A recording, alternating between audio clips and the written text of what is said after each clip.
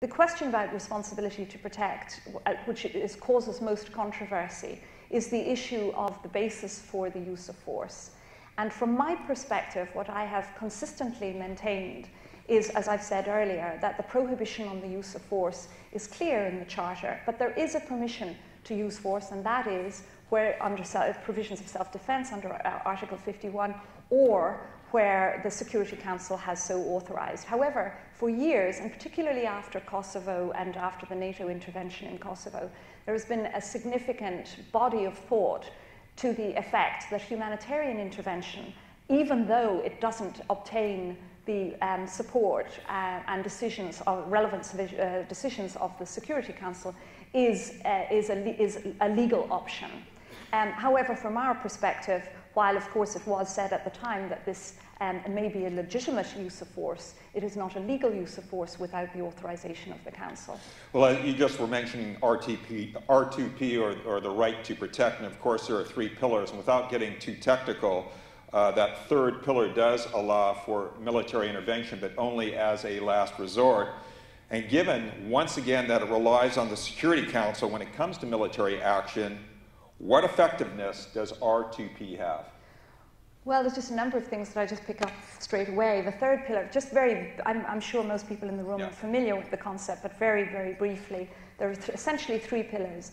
The concept is to focus on the prevention and investigation and prosecution of war crimes, crimes against humanity, genocide, and ethnic cleansing.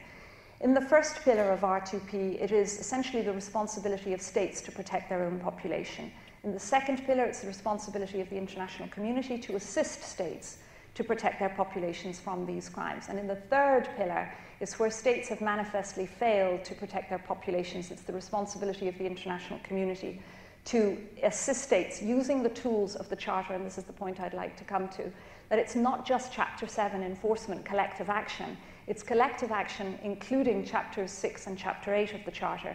Chapter 6 is the peaceful settlement of disputes, peaceful resolution, peaceful means to resolve disputes.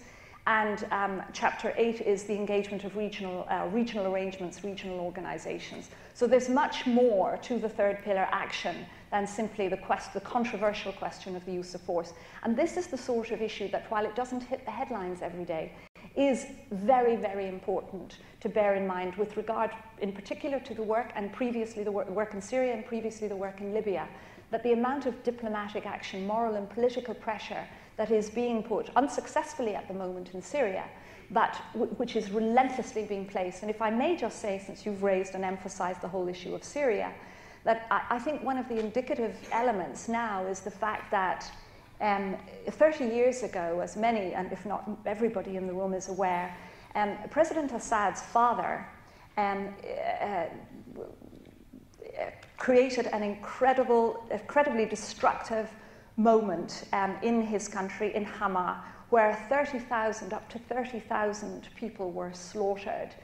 And this issue really never came before any of the bodies of the United Nations. I was so personally curious about this aspect, and thinking about how has the world changed since then, and how relevant is responsibility to protect, not just in the context of the use of force, but more broadly in terms of preventive diplomatic action, etc. And I looked through the files of my office with some of my team, and we found that the Hama massacre never came to the notice of the Security Council. It was never even discussed momentarily in the General Assembly.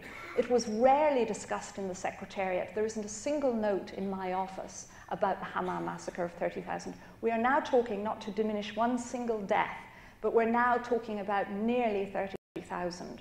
And the world's attention is focused on Syria. So it's an interesting, and I put some of this down to responsibility to protect. Then doesn't that make inaction even more of a crime? Well, it isn't a crime. I mean, say to a lawyer, I'm sorry, but I cannot say that the inaction of the Security Council is a crime. Not in the strictest sense. I'm talking more in a a different way. Well, of course, it's egregious. It's absolutely intolerable. We keep saying never again, and we keep doing it again and again. That's right. That's right. Unfortunately, that is the reality. Yeah.